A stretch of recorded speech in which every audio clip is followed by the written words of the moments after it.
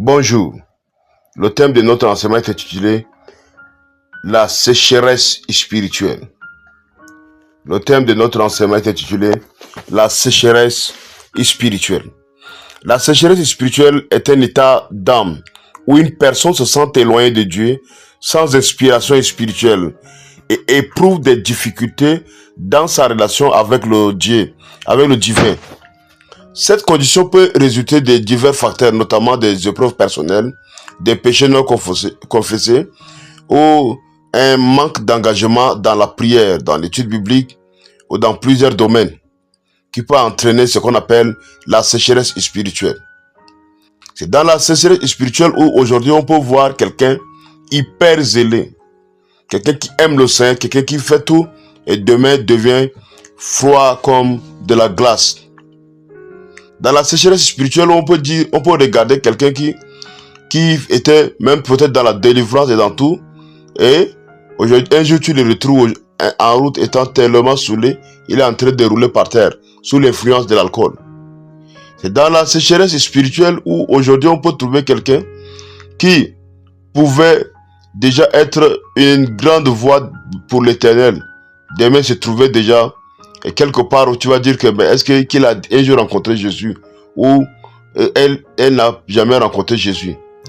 C'est dans la sécheresse spirituelle où tu vas rencontrer quelqu'un qui avait des ailes à vouloir gagner le monde entier pour Dieu et demain la personne est devenue froide comme de l'eau.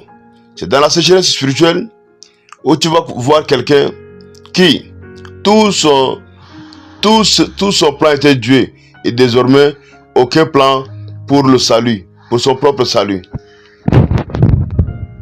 Compréhension de la sécheresse spirituelle. 1. Définition. La sécheresse spirituelle se manifeste par un sentiment de vide, d'absence de paix ou un manque de joie dans la foi. Cela peut toucher aussi bien les nouveaux croyants que ceux qui sont dans la foi depuis longtemps.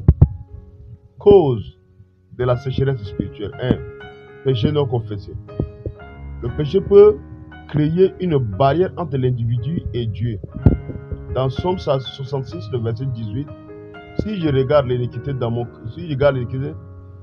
cœur, le Seigneur ne me laissera pas. Absence de prière.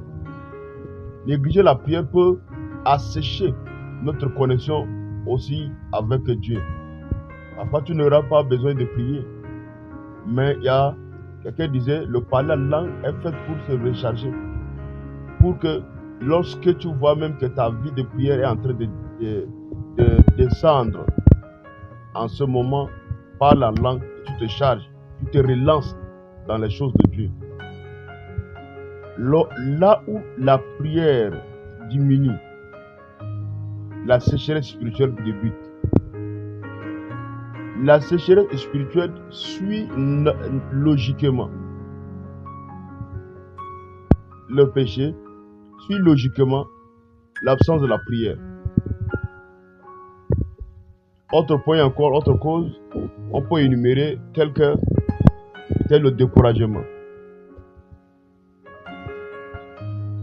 Et dans la foi chrétienne, tu peux jamais, c'est une famille, et dans toute une famille, il doit y avoir des offenses. Lorsque tu laisses ce découragement prendre place de ta vie, prendre place de ton cœur, la prochaine étape de ta vie chrétienne, tu vas vivre la sécheresse spirituelle. Autre cause peut être, il y a plusieurs causes. Manque par exemple d'étude des Écritures.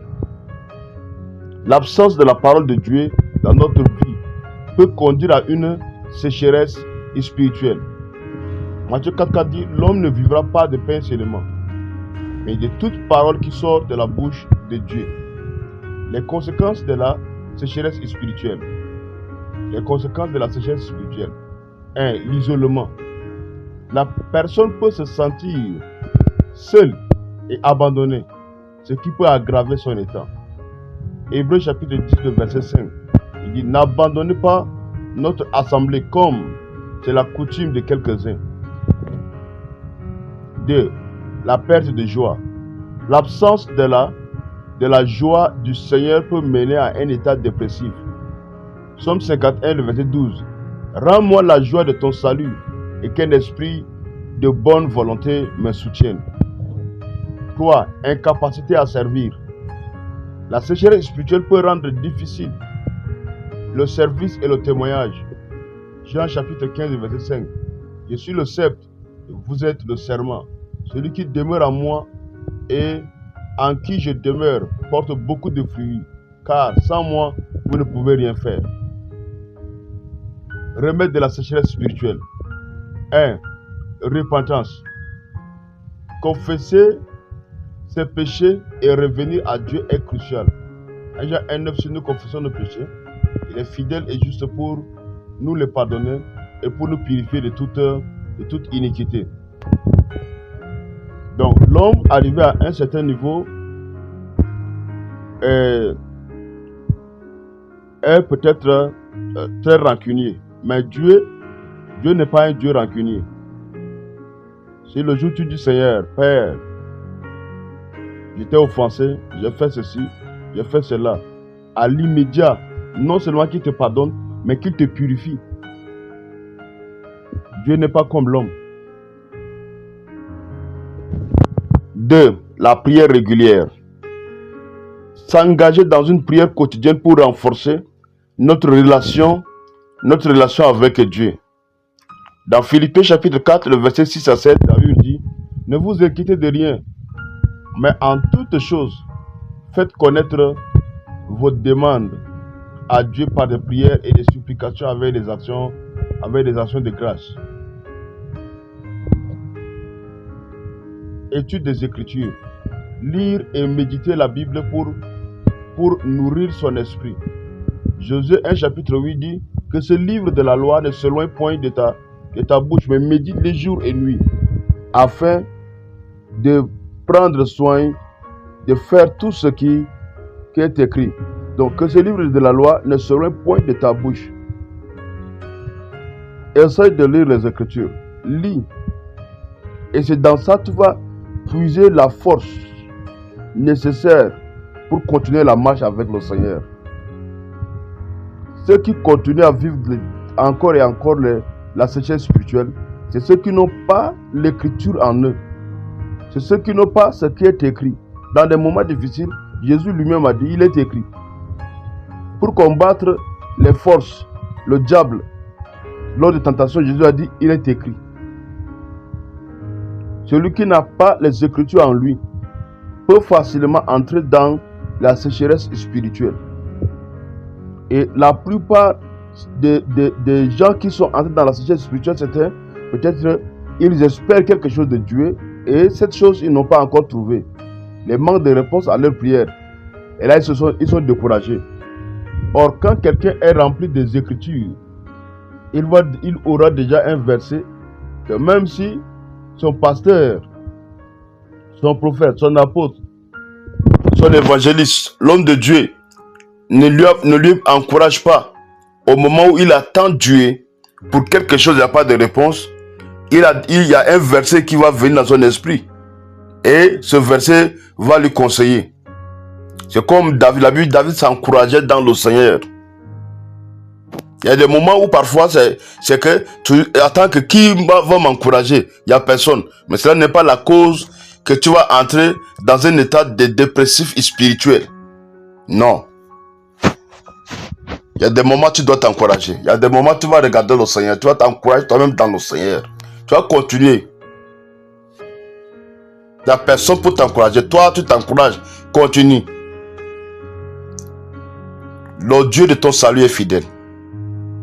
4. Communauté. S'entourer de croyants pour encourager et soutenir. Galates 6, 2, la Bible dit, portez les fardeaux les uns les autres et ainsi vous accomplirez la loi de Christ. La sécheresse spirituelle est une expérience difficile, mais elle peut être surmontée. Elle peut être surmontée par la repentance, par la prière, par l'étude des Écritures, la communion avec des autres croyants, Elle peut être surmontée aussi par, par le fait de s'encourager soi-même dans le Seigneur et continuer à servir Dieu en cherchant activement à restaurer notre relation avec Dieu. Nous pouvons retrouver la joie, la paix et la vitalité spirituelle. Dieu est toujours prêt à accueillir ceux qui se tournent vers lui.